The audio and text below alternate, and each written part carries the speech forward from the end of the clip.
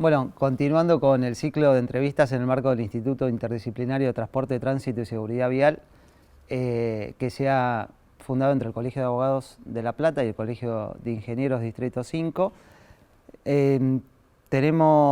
Contamos con la presencia de Luana Simeoni, ¿sí?, que representa al espacio político del Frente de Izquierda y los Trabajadores Unidad, ¿sí?, y que la hemos convocado y que muy amablemente ha asistido para tratar diferentes ejes temáticos, ¿sí?, que son la red de accesos regionales, el transporte público y la movilidad urbana. Bueno, bienvenida. Bueno, muchas gracias por la invitación. Al contrario.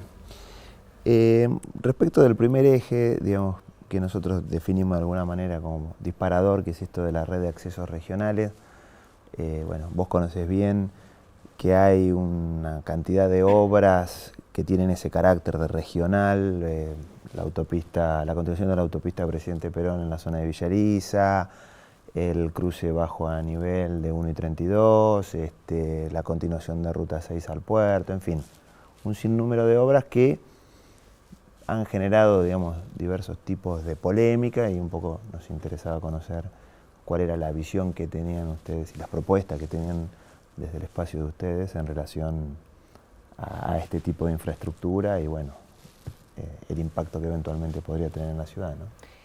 Sí, es muy difícil evaluar solo la obra sin las consecuencias que generan, ¿no?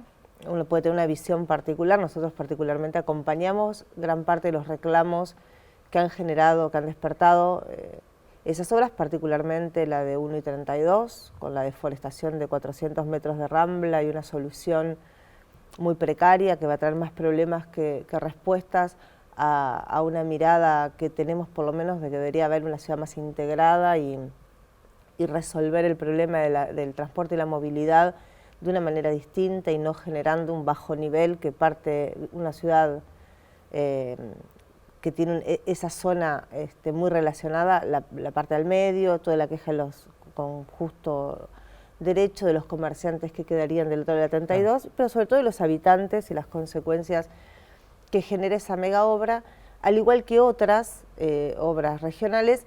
La particularidad, lo que las une, la característica común, es que en ninguna de esas obras han sido consultados los vecinos, que están organizados, que en general se organizan para reclamar frente a lo que es un hecho consumado que nadie les consultó, que nadie planteó de manera conjunta con la universidad, con técnicos, con expertos. La mirada de muchos actores sociales que en la Ciudad de La Plata tienen mucha legitimidad y mucho protagonismo, para nosotros empezando por las organizaciones de los propios vecinos, que en esta ciudad tuvieron la particularidad de organizarse después de la inundación de 2013, que se llevó la vida de al menos 89 platenses, de una manera muy activa, y han puesto en cuestión la mirada completa de la ciudad, ¿no? ¿Qué tipo de ciudad queremos? Su desarrollo inmobiliario, urbano, su no planificación. Y me parece que es una mirada que todos los gobiernos han despreciado y que para nosotros es fundamental. No se puede articular o pensar o planificar las obras de infraestructura necesarias en la ciudad para integrarla de manera regional con Berisso Ensenada, para hacerla más vivible, más habitable, para solucionar los graves problemas de infraestructura que tenemos, si no es con la participación de expertos y técnicos de una de las universidades más prestigiosas del país, sí, que tenemos en la ciudad, y fundamentalmente los vecinos que se organizan en asambleas. ¿Vos pensás, o ustedes, digamos, piensan que, digamos, la cuestión es, digamos, de orden municipal, o porque, digamos, muchas de estas obras en realidad tienen un origen en otras jurisdicciones, la provincia de Buenos Aires, la administración provincial o la administración nacional, y ahí el municipio, no sé, digamos, ustedes qué rol piensan, digamos, que puede jugar en ese sentido, ¿no? Muchas veces es el argumento del municipio, ¿no? Y es una obra provincial, no la definimos nosotros, así llegó, vino para quedarse, no pudimos opinar. Particularmente esta gestión, que comparte el mismo signo político que la administración provincial y nacional, y que ha sido beneficiada con inversión, con mucha plata para invertir en determinadas obras por parte del propio gobierno provincial. Y sin embargo, cuando le toca decidir al municipio, tampoco decide en función de los vecinos, ¿no? Tenemos una ciudad con el 40% de la población habitando villas y asentamientos precarios, sin cloacas, sin acceso al transporte público, a tener una unidad sanitaria a mano en su barrio, caminando los días de lluvia bajo el barro, o no pudiendo salir de su casa, o no pudiendo ingresar a una ambulancia al barrio. Esa es la realidad del 40% de la población de nuestra ciudad. Y esas obras que corresponden a la articulación provincia-municipio tampoco se realizan. Creemos por eso que pensar en el desarrollo urbano del transporte y la movilidad de La Plata tiene que ser una planificación integral que hable de una mirada de la ciudad. Nosotros desde la izquierda tenemos una mirada en función de los intereses de esas mayorías populares que han sido las más postergadas durante todos los gobiernos y donde se ha privilegiado una ciudad de grandes obras para unos pocos y en general negocio de algunas empresas amigas o cercanas al poder, y de un desarrollo inmobiliario en función de un puñado de constructoras e inmobiliarias que son las verdaderas dueñas de esta ciudad, mientras miles de platenses tienen que vivir en condiciones cada vez más paupérrimas para poder acceder a una vivienda que es un bien de lujo para cualquier trabajador en esta ciudad. Bueno, en ese sentido, de alguna manera, porque es evidente, digamos, la interrelación entre temas, ¿no? Mencionás justamente, digamos, un poco alguna cuestión del segundo y del tercer eje, en particular respecto a la cuestión del transporte público. Vos ahí mencionabas, digamos, esto, digamos, de como una falta de servicio. Por otro lado, también, digamos, se sabe, es conocido que el transporte local, digamos, el transporte municipal, también las líneas provinciales que operan en el Partido de La Plata, son subvencionadas por el Estado provincial, antes era el Estado nacional, pero bueno, digamos, tienen una fuerte componente de subsidio, con lo cual también limita, me parece a mí, un poco las posibilidades de gestión, digamos, por lo menos en términos económicos seguro, del transporte público, digamos. En ese sentido, ustedes, digamos, ¿qué propuestas, qué visión tienen al respecto, digamos? Gran parte de la solución está en el mismo problema que vos estás enunciando. El Estado lo que subvenciona, lo que subsidia, es la rentabilidad de los empresarios del transporte. No está subsidiando, porque hemos sufrido tarifazos en el boleto no ha parado de aumentar, ha aumentado un 40%. En lo que va del año, ningún salario aumentó eso. Y eso solo relacionado al transporte, ¿no? Ni hablar del resto de los tarifazos que afectan el poder adquisitivo de las familias trabajadoras. El Estado subsidia para los empresarios siga siendo un negocio rentable administrar el transporte público urbano. Bueno, para nosotros debería ser provincial o municipal, depende del caso. Debería ser controlado por el Estado y administrado por los propios trabajadores y usuarios, para que no sea un servicio, digamos, estatal y un nuevo nicho de corrupción de algún funcionario de turno. Porque el transporte no es un negocio, es un derecho. Para una familia trabajadora, el transporte público es el medio de transporte por excelencia, privilegiado, porque la alternativa a eso es caminar. Definir los trazados y recorridos, las frecuencias, los horarios nocturnos, boletos diferenciales, un boleto sanitario, un boleto educativo, que sean gratuitos, que una tarifa universal que sea accesible, tiene que ser monopolio del Estado poder determinarlo, porque el transporte no puede ser un lugar de ganancia, no puede ser un negocio, es un derecho. ¿Ustedes plantean la visión de la estatización de estas empresas? Creemos que deberían pasar a la órbita estatal, evaluando cada caso desde ya y administrada por una comisión de trabajadores y usuarios. Mira, el otro día leía un trabajo del Departamento de Movilidad y Transporte de la Facultad de Arquitectura, muy interesante, que habían hecho una especie de focus group, de entrevistas grupales de talleres con trabajadores choferes de colectivos. Y la cantidad de ideas para mejorar el servicio que tienen los propios trabajadores, que son los que están todo el día arriba del colectivo, y es literal, ¿no? Porque están a veces hasta 12 o 16 horas sin descanso arriba de un colectivo por exigencia de las empresas, y es una palabra que no es oída por ningún gobierno, mucho menos por los propios empresarios, que intentan todo el tiempo sacarle el mayor rédito posible, la mayor ganancia posible. Por un lado, transformando los recorridos en lo que el subsidio más le reditúa, la mayor cantidad de pasajeros transportados.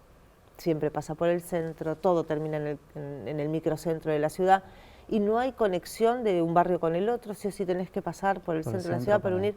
Es decir, no hay planificación posible si no está el concepto de que es un servicio, de que es un derecho que el Estado debe garantizar. y la plata que pone el Estado, que se invierta para que sea un servicio pensado en función de sus intereses y no para garantizarle a empresarios. Tuvimos el caso emblemático en la ciudad de la lucha de los trabajadores de la Este.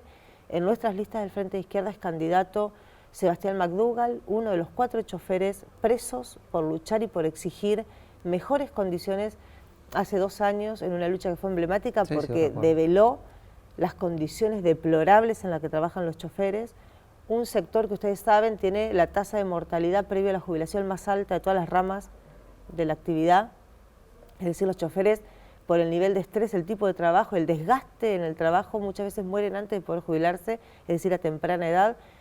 Y hoy la respuesta fue la judicialización de esa lucha y 4 trabajadores por luchar, por reclamar un baño en los finales del recorrido, por reclamar no trabajar 16 horas, están presos de una manera absolutamente injusta. Entonces, es un tema que tiene muchas aristas y que para nosotros lo que debería instrumentarse es una mirada del transporte público como un derecho de las mayorías y no como un negocio de unos pocos. Bien, bien.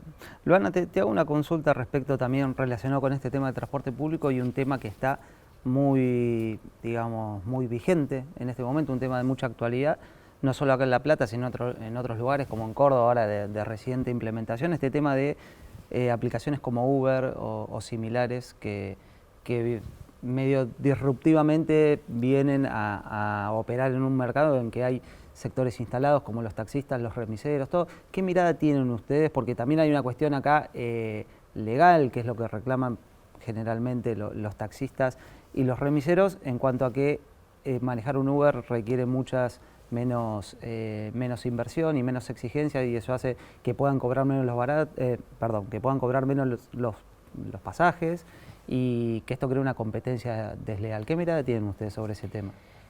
Yo dividiría en dos temas. Por un lado, el desarrollo de las agencias, de las empresas de plataforma, que no solo Uber, tenemos Rappi, Globo. Sí.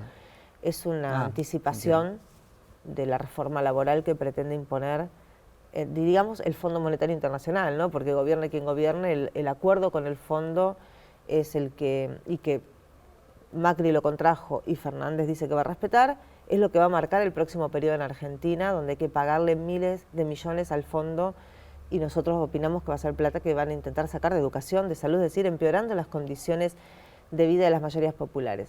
Uno de los reclamos que tiene el fondo para renegociar esa deuda es la reforma laboral.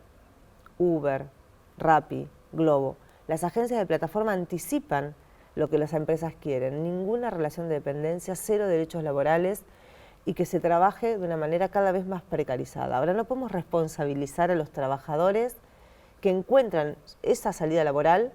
Pensemos en los miles de estudiantes de esta ciudad de La Plata que pedalean para no tener que dejar la facultad, para poder aferrarse a completar el estudio, porque no hay becas de estudio, no hay condiciones pensadas en función de una juventud que es cada vez más precarizada.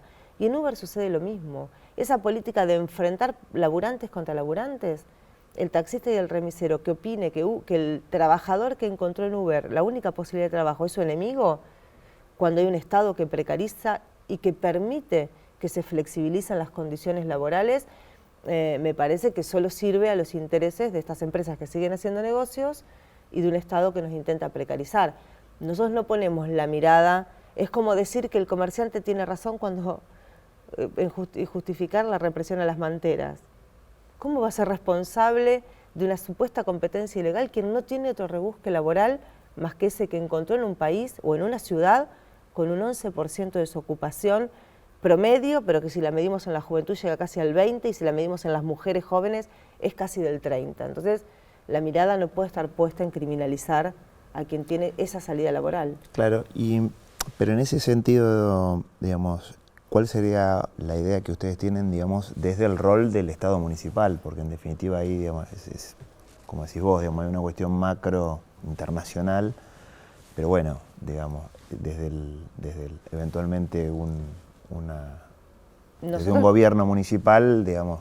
Nosotros ponemos mucho el acento en desarrollar un transporte público de calidad y creemos que si hay un transporte público de calidad acompañado de empleo genuino, también disminuiría este tipo de ofertas laborales que generan tanta contradicción.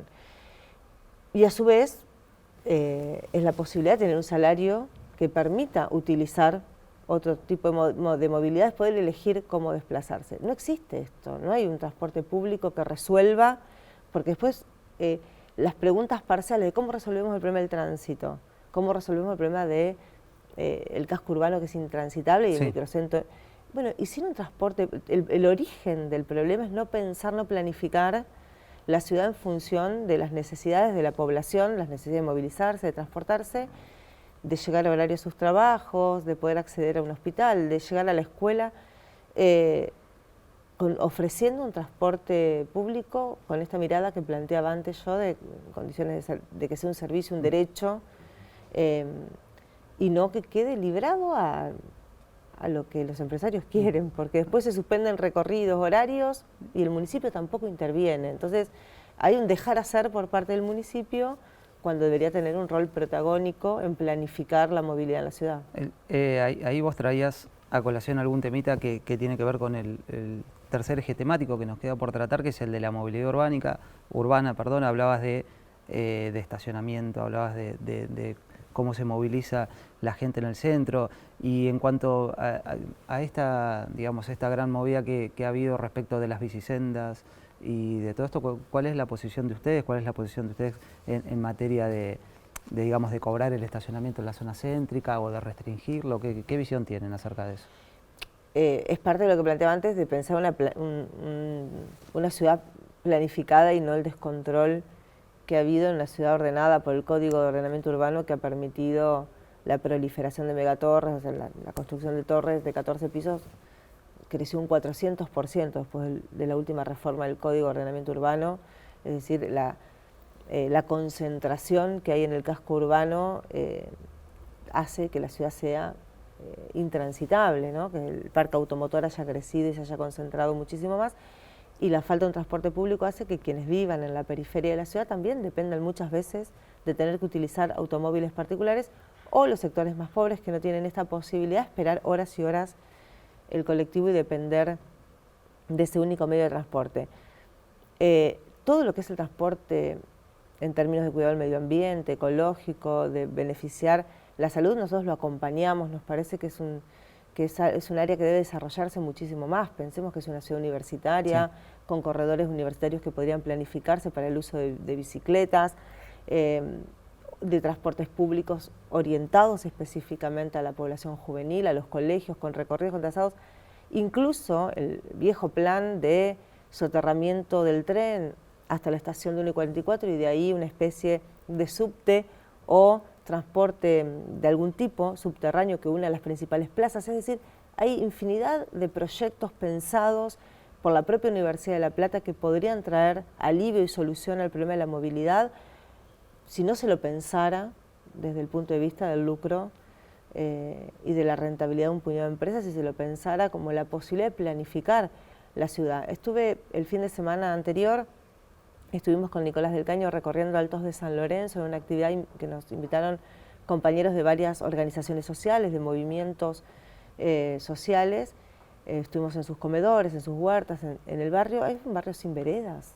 Estamos pensando en el derecho a la movilidad, en cómo resolvemos el caos de tránsito del casco urbano, y la periferia de la ciudad, los barrios más poblados de la ciudad, no tienen veredas. Las calles las abrieron los propios vecinos a fuerza de reclamar al municipio tener derecho a una calle, a poder ingresar a tu casa sin atravesar un descampado y tener el acceso a que abran una calle. Es decir, el nivel de desplanificación, podríamos decir, el nivel de descontrol en el crecimiento urbano de la ciudad se permite solo porque hay connivencia con las grandes empresas que son las dueñas de todo lo que está en alquiler en la ciudad, de miles de departamentos desocupados construidos por grandes constructoras para la especulación inmobiliaria, cuando el derecho a la vivienda es algo negado para cualquier familia trabajadora, porque ni siquiera hipotecándote vos y las próximas generaciones podés acceder a una vivienda. Entonces, no podemos pensar en un casco urbano más ordenado, sino en función de pensar en la planificación en función de las mayorías populares.